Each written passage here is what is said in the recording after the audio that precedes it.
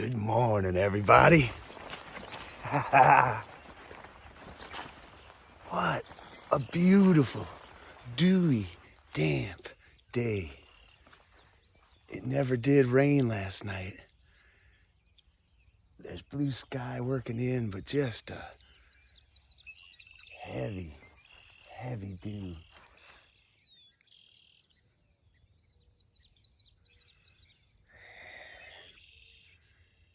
Just full of water.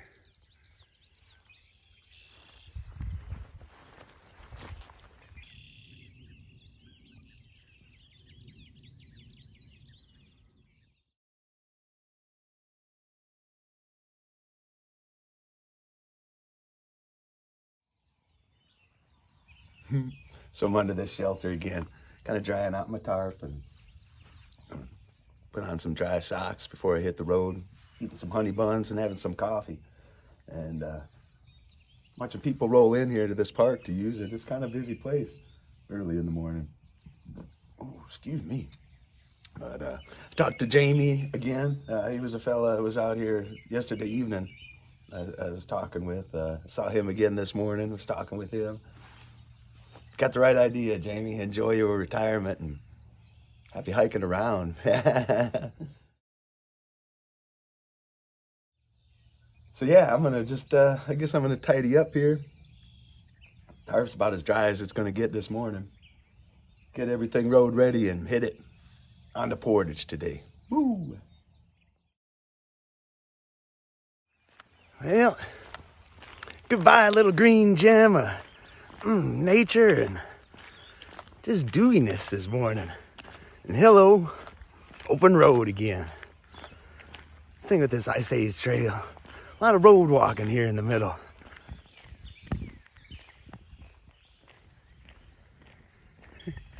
Every day. And there's another one. He's posed like a lawn ornament. But that one's not, he's real.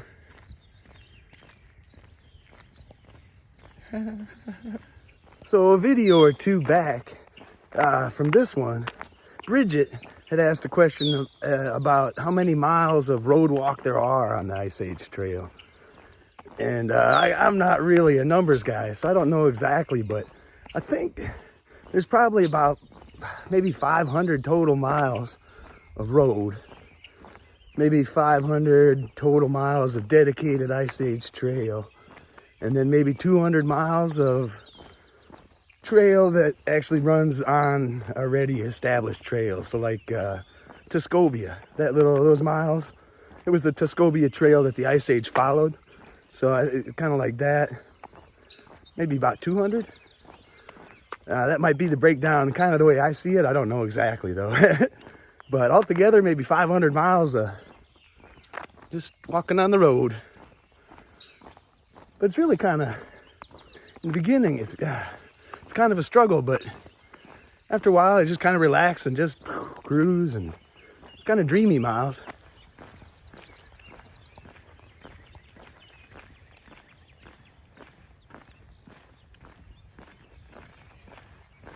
You're kind of free to take your connector routes as you see them.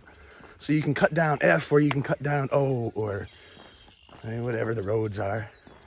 So that part is kind of nice.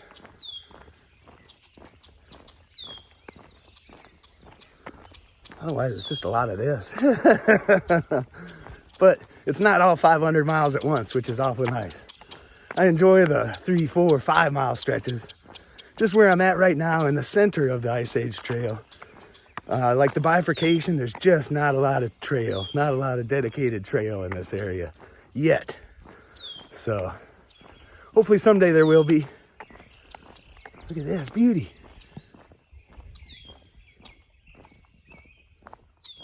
Hey, little red wing. Look at this. Awesome.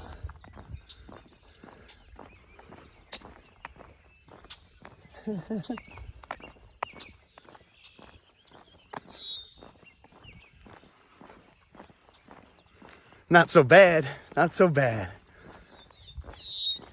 So that's just kind of one of the realities of hiking a trail like this. It's there's a lot to be done yet, but there's a lot of great trail to hike. But make no doubt about it, you got hundreds of miles of road.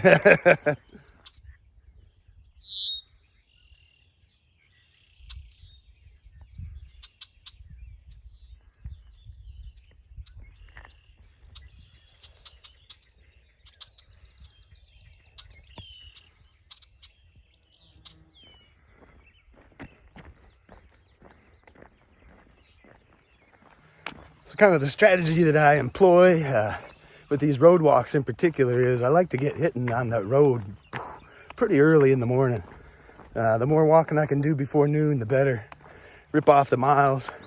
That way I avoid the heat of the day, and then as I chance upon things in the afternoon, I can take advantage of them, and if the weather's bad, find a place to hole up or roll on a little farther and kind of roll with them that way. Is in the woods, man, kind of a different pace to things. You can kind of roll along and enjoy. On the roads, if you try and fight them too much, I think they'll beat you in the end. It's just a lot of road. You just kind of accept it, and I love the mornings. Got extra abundance of birds and deer and everything else. So that's kind of the way that I deal with it. I see power lines, and it looks like a BP station or something up ahead. One of the funny things about hiking on the road like this is you'll see something off in the distance, and then it takes you 10 minutes or something to get up there. It might be like a half mile up. That just cracks me up. You have a great deal of time to contemplate whatever it is you're coming up on. BP on the corner of County F and 33 just outside of Portage. Fantastic coffee. Oh my gosh. I got like a dark roast here, and excellent. But it's a warm day, but it sure is good. And the best part is I asked the fella inside if I could just sit down a moment out here. There's no tables or benches, but just a nice curb sitting here. He said, go ahead. On the road walks, there's just no real good place. You just can't sit down and take a break. So you kind of just rip all the miles off that you can. And this is a nice place. So I got 0.7 to huff down 33. It's kind of busy, but it's short. That'll put me into Portage. So I'm gonna enjoy my coffee, rest my feet here, and just try and run if I can down that.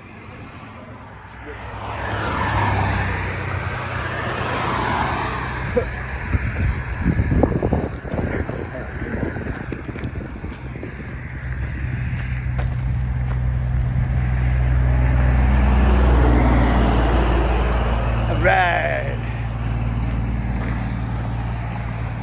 It's a little better walking down here. Portage Canal segment. Got a nice little place to rest up in the shade here. If you're coming off that road walk and don't stop at the gas station, this would be the place. Garbage can too. Can't beat it.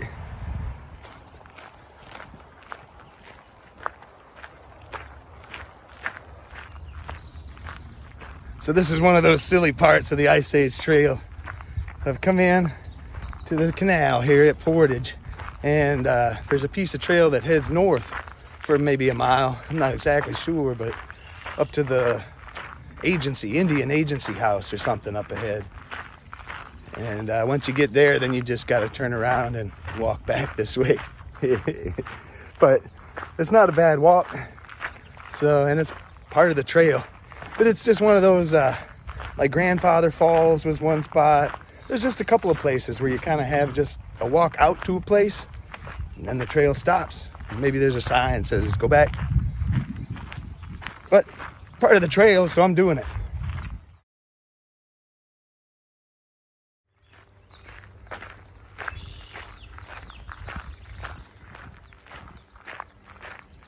Well,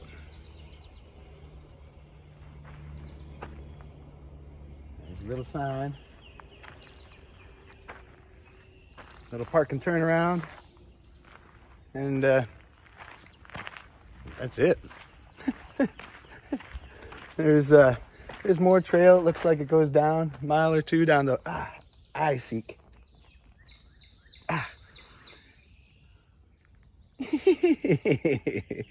So there is another trail that goes down a mile or two down along the Fox River. It's not part of the Ice Age trail. I've completed this little section, so I'll go back across the little bridge, walk back down along the canal, and then continue on into the town of Portage. The funny thing for me, it doesn't even bring you to the agency house. We got the old house preserved, read the sign, but yeah. At least we got the picture on the sign, the little post. Hey, good afternoon, turtle.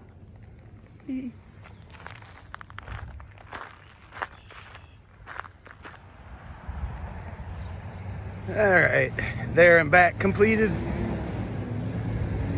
Let's go along the canals there, huh?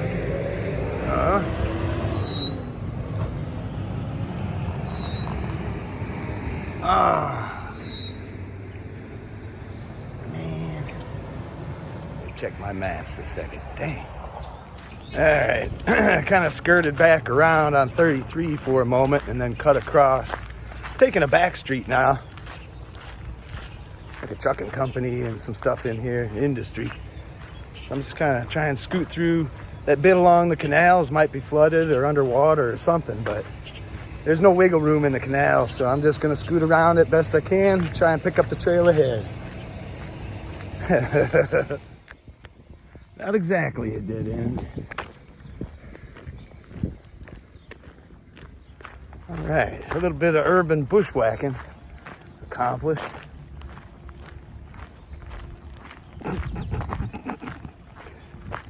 Train tracks and everything else. Kind of making my way. The canals, I think, are right over there still. All right, back on the official trail, Mullet Street. And a sidewalk again. Woo-wee.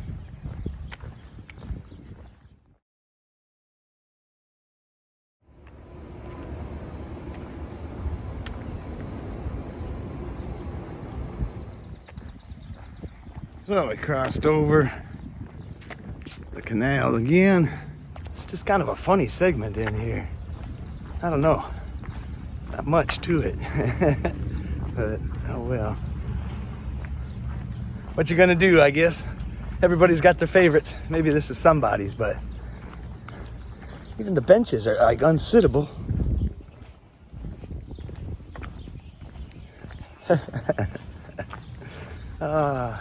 Oh well, little loving, make this shine. All right, there's the blaze. Portage Canal. And we crossed the bridge over the Wisconsin River along Highway 33 again. A little bit different river this time. Up by Grandfather Falls, it was moving. A little bigger and easier now. Goodbye Portage segment. That was interesting. It was kind of fun, I guess, but interesting. Anyways, 15, 20 miles or something gets me down to Devil's Lake. A little more road walking and then trails again. So for now,